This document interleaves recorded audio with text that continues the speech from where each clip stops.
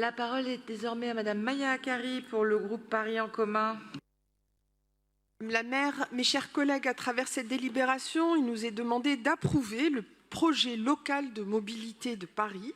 Ce PLM reprend les ambitions du plan climat Paris 2024-2030 qui vise à assurer l'habitabilité de Paris dans les années à venir, et la canicule que nous vivons ces jours-ci montre bien l'importance, l'urgence de cette adaptation au réchauffement climatique et l'importance, y compris pour notre vie la plus quotidienne, dans nos domiciles, dans nos déplacements et dans notre travail. Ce plan présente une vision globale de l'avenir de la mobilité pour l'ensemble des composantes des mobilités. J'insiste sur le mot global.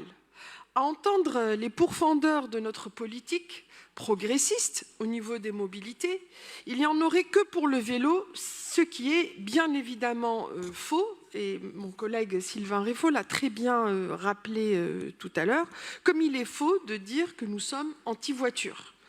Alors oui, nous voulons réduire la place de la voiture dans Paris, mais nous pensons aux personnes à mobilité réduite, aux seniors, aux taxis, aux bus, aux véhicules des artisans et des commerçants qui ont toute leur place. Et oui aussi, ce PLM priorise avant tout et avant toute chose le piéton. Les trottoirs sont élargis, végétalisés, et il est vrai que nous devons encore travailler à améliorer le respect des conducteurs de voitures avec les vélos. Et tous, lorsque nous nous déplaçons dans l'espace public, nous voyons l'agressivité de nombreux conducteurs de véhicules à moteur avec les vélos, et également le respect des vélos avec les piétons et le respect des vélos du code de la route. Paris a fait en quelques années une révolution au niveau de son PLM, et nous avons conscience, nous en sommes bien conscients, que nous sommes dans une phase transitoire et que nous devons améliorer encore la bonne cohabitation des différents usagers. On en a conscience, et dans chaque période de changement, il y a comme ça des choses à régler pour petit à petit améliorer les choses.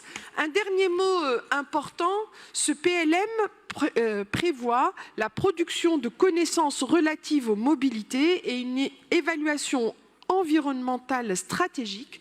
D'ores et déjà, on sait que de façon factuelle, le PLM que nous menons actuellement va nous permettre d'atteindre une réduction de 37% des émissions de GES par rapport à 2020. D'ores et déjà, on sait que si nous poursuivons notre politique, nous aurons bien une réduction de près de 40% des émissions d'oxyde d'azote en 2030 par rapport à 2019. Et cher Monsieur Alphand, c'est factuel, c'est scientifique, et ce PLM, c'est ce qui nous permet de le faire. Je vous remercie.